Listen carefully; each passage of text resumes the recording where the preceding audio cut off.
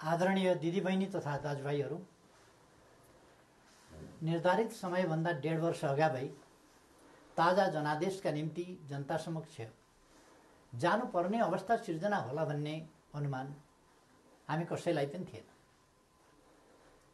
2074 साल मङ्सिरमा सम्पन्न आम निर्वाचनको जनादेश राजनीतिक स्थायित्वको पक्षमा थियो, तर जनादेश र जनभावना विपरीत राष्ट्रिय राजनीतिलाई अन्त्यहीन एवं अर्थहीन विवादमा अल्झाएर गतिरोध सिर्जना गरिएपछि, संसदलाई अर्थहीन तुल्याइएपछि र जननिर्वाचित सरकारलाई असहयोग, विरोध र घेराबन्दीमा पुर्याइएपछि मेरा सामु सार्वभौम जनता समक्ष जानुको विकल्प रहेन।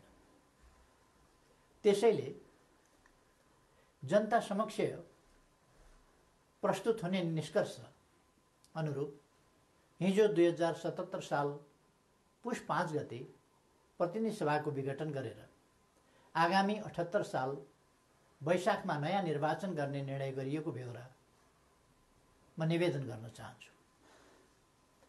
सतहमा हेर्दा हिजो विकसित घटनाक्रम अप्रत्याशित र आकस्मिक जस्तो देखिए तापनि यो परिस्थिति लामो समयदेखि राष्ट्रिय राजनीति र मूलतः सत्तारूढ नेपाल कम्युनिस्ट पार्टीका केही नेताहरूका असङ्गत, विकृत र जनअपेक्षा विपरीतका गतिविधिहरूद्वारा सिर्जना भएको हो। 2074 साल असोज 17 गते तत्कालीन नेकपा एमाले र नेकपा माओवादी केन्द्रबीच वाम गठबन्धन बनाएर निर्वाचन लड्ने र निर्वाचन लगत्तै पार्टी एकता गर्ने उद्घोष गरिएको थियो।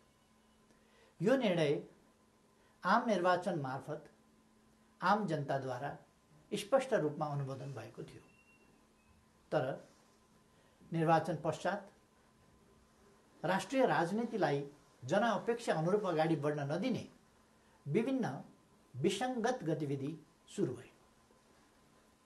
सुरुमा सरकार गठनमा विलम्ब गराउने र जनादेश विपरीत अन्त्यहीन बार्गेनिङ र दबावमा राष्ट्रिय राजनीतिलाई अल्झाउने त्यति बेलाका गतिविधिहरू तपाईहरूको सम्झनामा ताजै छन् भन्ने ठान्दछु। बाधाहरू पन्छाउँदै सरकार गठन भयो र सरकारले जनअपेक्षा अनुरूप काम गर्न पनि सुरु गर्यो। त्यसपछि केही नेताहरूद्वारा निरन्तर रूपमा अस्थिरताका सन्देश र प्रयास जारी रहे। सरकार गठनको 1 वर्ष नपुग्दै कुनै नेताले मुलुक बाहिर गएर अस्थिरताको सन्देश छर्नुभयो भने कुनै नेताले प्रधानमन्त्री मुलुकमा नभएको मौका पारेर देश डुब्न लाग्यो भन्दै बचाउनका लागि माझी गुहार्न थाल्नुभयो। सरकार संविधानको कार्यान्वयनका लागि नयाँ कानुन निर्माण, संघीयताको कार्यान्वयन र मुलुकको सामाजिक आर्थिक रूपान्तरणमा केन्द्रित थियो, तर कतिपय साथीहरूका आँखा निरन्तर पद, प्रतिष्ठा र पद सोपानमा मात्रै केन्द्रित भए। आफ्नो काँधमा आएको ऐतिहासिक अभिभारा पूरा गर्ने गरी नीति निर्माण, राज्य सञ्चालन र जनपरिचालनमा केन्द्रित हुनुपर्ने नेकपालाई केही नेताहरूले आफ्ना असन्तुष्टि, कुण्ठा र आत्मकेन्द्रित सोचहरूको बन्धक बनाउने र निष्प्रभावी तुल्याउने प्रयास गर्नुभयो।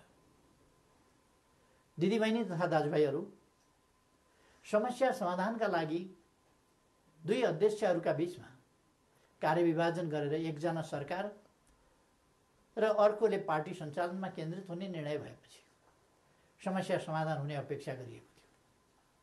मैले सोही अनुरूप आफूलाई पूर्ण रूपमा सरकारमा केन्द्रित गरेँ।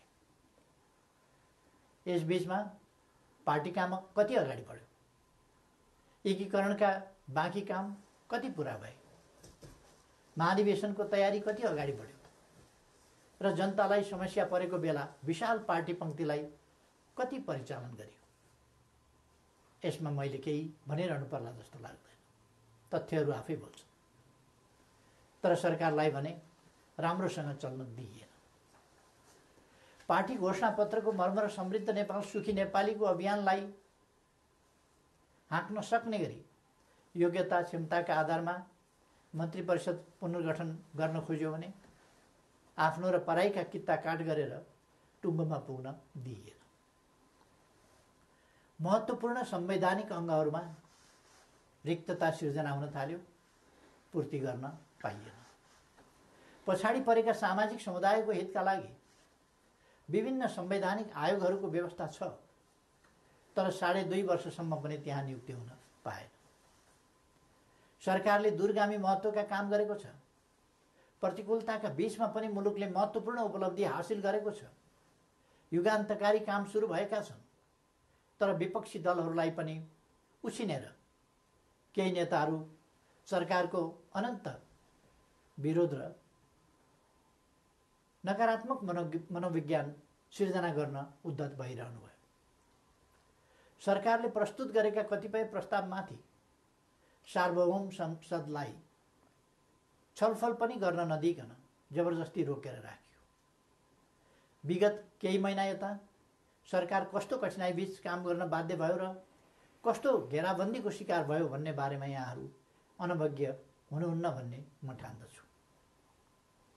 मैले राज्य प्रणालीमा पनि र पार्टी संरचनामा पनि नेतृत्व हस्तान्तरणको एउटा वैधानिक प्रणाली बसाल्ने प्रयास गरेँ। प्रधानमन्त्री चयन ताजा जनादेशका आधारमा बन्ने संसदले गरोस् र पार्टी नेतृत्वको चयन महाधिवेशनबाट होस् भन्ने विधि स्थापित गर्न खोजे। सङ्घीय लोकतान्त्रिक गणतन्त्रका निम्ति अगुवाई गरेको पहिलो पुस्ताले संरक्षक र उत्प्रेरकको सम्मानजनक भूमिकामा रहोस् र मुलुकको नेतृत्व सामाजिक आर्थिक रूपान्तरण र समृद्धिको मिसन पूरा गर्न सक्षम र सक्रिय नयाँ पुस्तामा हस्तान्तरण होस् भन्ने मार्गचित्र प्रस्तुत गरे। यसै मान्यताका आधारमा 5 वर्षको सरकारको नेतृत्वपछि सुयोग्य नेतृत्वलाई जिम्मेवारी हस्तान्तरण गर्ने र महाधिवेशनद्वारा पार्टीको कार्यकारी जिम्मेवारीबाट अवकाश लिने घोषणा समेत गरे। मुलुकको जटिल अवस्थामा नियमित महाधिवेशन हुन नसक्ने हो भने पनि विशेष महाधिवेशन गरेर अध्यक्ष पद हस्तान्तरण गर्न इच्छा गरे र योजना पनि प्रस्तुत गरे। तर महाधिवेशनका लागि साथीहरूले 4 महिना पनि कुर्न सक्नु भएन। उल्टै मेरो राजनीतिक चरित्र हत्या गर्ने गरी अत्यन्त लाञ्छित र अपमानित गर्दै आरोप पत्र पेश गर्नुभयो।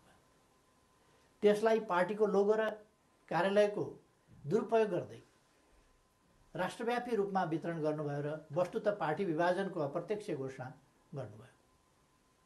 अर्कातिर भित्रभित्रै प्रधानमन्त्री विरुद्ध अविश्वास प्रस्तावको तयारीलाई अगाडि बढाउनु भयो।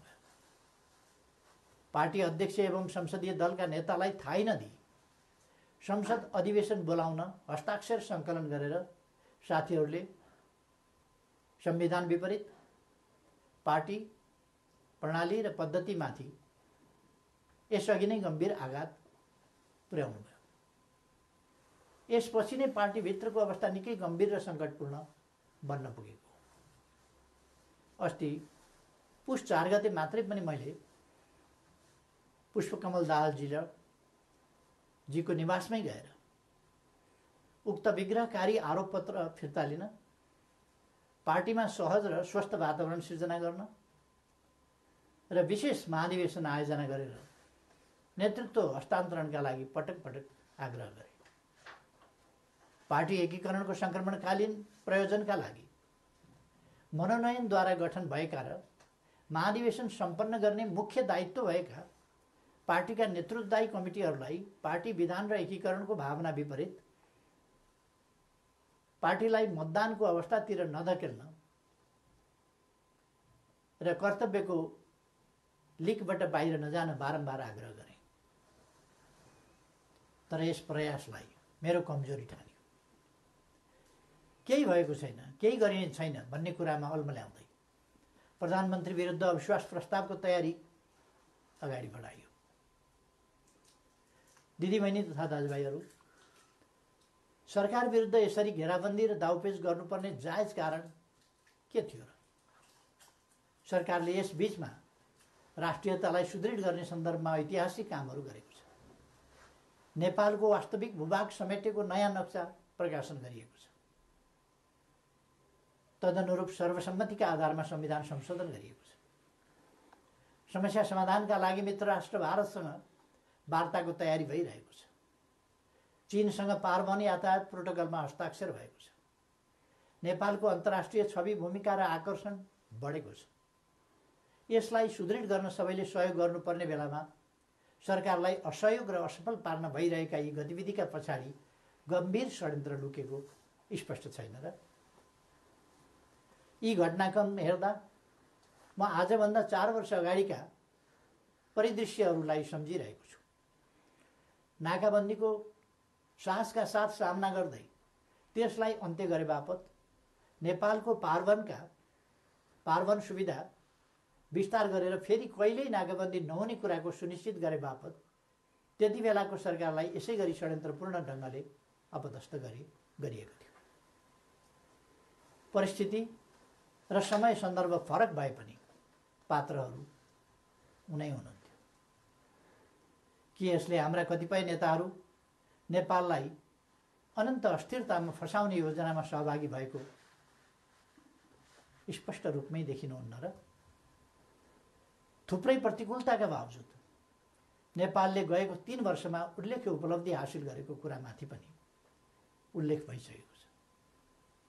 प्राय सबैजसो विकास सूचकाङ्कहरूमा नेपालले प्रगति गरेको छ। कतिपय क्षेत्रमा फड्को नै मारेको छ। शान्ति सुरक्षाको स्थितिलाई सुदृढ तुल्याइएको छ। पृथकतावादी गतिविधिलाई समाधान गरिएको छ। मुलुकले विकास, सुशासन, समृद्धि र स्थायित्वतिर सकारात्मक कदम चालिरहेको यस स्थितिबाट पार्टी खुसी हुनुपर्ने होइन र? सबै मिलेर यसलाई थप गति दिनुपर्ने होइन र? तर कतिपय नेताहरूबाट यसको उल्टो काम भइरहेको छ।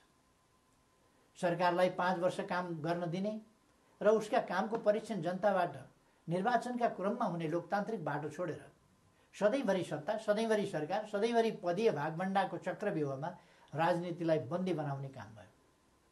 लोकतन्त्रमा सत्तापक्षले जनताको आदेशअनुसार काम गर्छ, प्रतिपक्षले नियन्त्रण र सन्तुलनको भूमिका खेल्छ।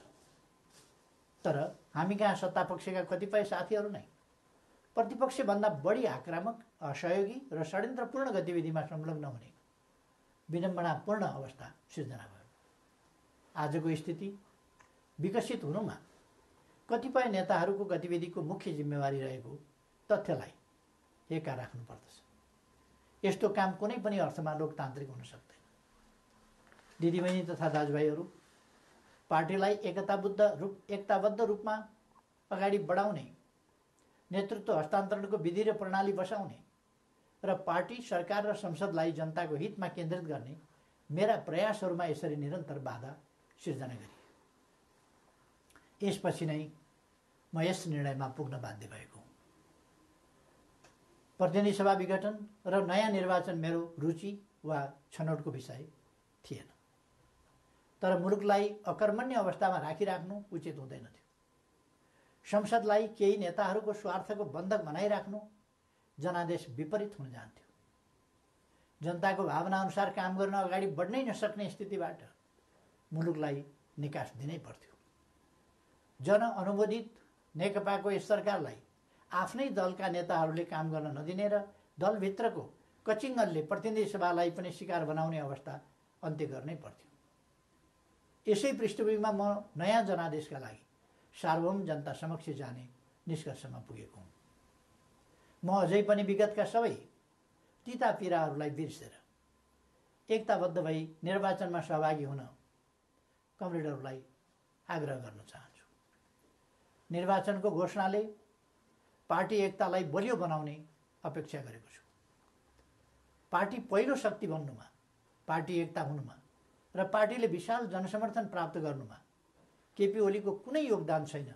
हामी पो निर्णायक हौँ भन्ने कमरेडहरूलाई पनि लोकप्रियता र क्षमताको मापन गर्न यसले अवसर दिनेछ।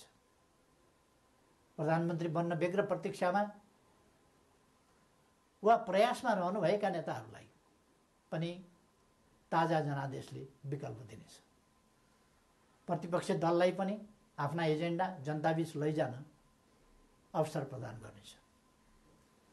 निर्वाचन लोकतन्त्रको आत्मा हो।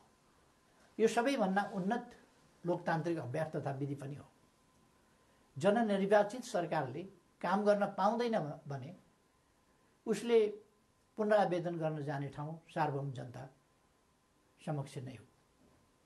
मैले यही बाटो अवलम्बन गरेको छु। पार्टीले मेरो नेतृत्वमा विगत आम निर्वाचनमा लडेको थियो। म पार्टी संसदीय दलबाट सर्वसम्मत रूपमा नेता चयन भएको थिएँ र त्यसै हैसियतमा प्रधानमन्त्री निर्वाचित भएको थिएँ। बहुमत प्राप्त दलको सर्वसम्मत नेतालाई काम गर्न नदिइएपछि बन्द कोठामा अनुचित र सिद्धान्तहीन सम्झौतामा अल्झिएर जनअपेक्षामा आँच पुर्याउनु मैले उपयुक्त ठानिनँ। जनतालाई फैसला गर्न दिनु नै सबैभन्दा लोकतान्त्रिक विकल्प हो भन्ने मैले ठाने। त्यसै पनि जस्केलाबाट सरकारमा छिर्ने र जनमतको उपहास गर्ने अलोकतान्त्रिक चरित्रप्रति मैले सधैँ विमति राख्दै आएको छु। दिदीबहिनी तथा दाजुभाइहरू, नेपालको संविधानले नेपालको सार्वभौम सत्ता र राजकीय सत्ता जनतामा निहित रहने व्यवस्था गरेको छ। राज्य सञ्चालनको अन्तिम निर्णयकर्ता जनता हुन्। जनताको यो सार्वभौम सत्ता, राजकीय सत्ता र निर्णय निर्वाचन मार्फत व्यक्त हुन्छ। जनताको अभिमत व्यक्त हुने निर्वाचनले लोकतन्त्रलाई थप सुदृढ र परिपक्व बनाउँछ। हाम्रो लोकतान्त्रिक प्रणाली नयाँ छ तर कमजोर छैन। मुलुक जनप्रतिनिधिविहीन अवस्थामा छैन। राष्ट्रिय सभा क्रियाशील छ। प्रदेश सरकार र प्रदेश सभा एवं स्थानीय सरकारहरू मुलुकको संविधान र कानुन अनुरूप आफ्नो तहमा राजनीतिक नेतृत्व प्रदान गरिरहेका छन्। राष्ट्रपति र न्यायालय लगायतका संस्थाहरू र राज्यका निजामती एवं सुरक्षा अङ्गहरू सबै आफ्नो कर्तव्य निर्वाहमा दृढ छन्। 4.5 महिनापछि नयाँ प्रतिनिधि सभा स्थापित भइहाल्ने नै छ। 21औं शताब्दीको नेतृत्व गर्न तयार भएर बसेको हाम्रो युवा पुस्ता लोकतन्त्रप्रति प्रतिबद्ध छ। यो पुस्ता नै लोकतन्त्रको सबैभन्दा ठुलो पहरेदार हो। यस परिस्थितिमा म सम्पूर्ण युवाहरूलाई लोकतन्त्रको रक्षाका लागि एकजुट भएर दृढतापूर्वक अगाडि बढ्न आह्वान पनि गर्न चाहन्छु। त्यसैले निर्वाचनमा जाँदा संविधान अप्ठ्यारोमा पर्छ, लोकतान्त्रिक गणतन्त्र सङ्कटमा पर्छ र मुलुक अस्थिरतातर्फ धकेलिन्छ भनेर चलाउन खोजिएका प्रचार या फिजाउन खोजिएका आशंका र भ्रमहरू निराधार छन्।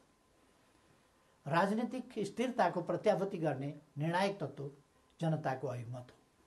तसर्थ कुनै पनि कुरामा नअल्मलिकन आम निर्वाचनको तयारीमा केन्द्रित हुन म सबैमा हार्दिक आह्वान गर्दछु। धन्यवाद।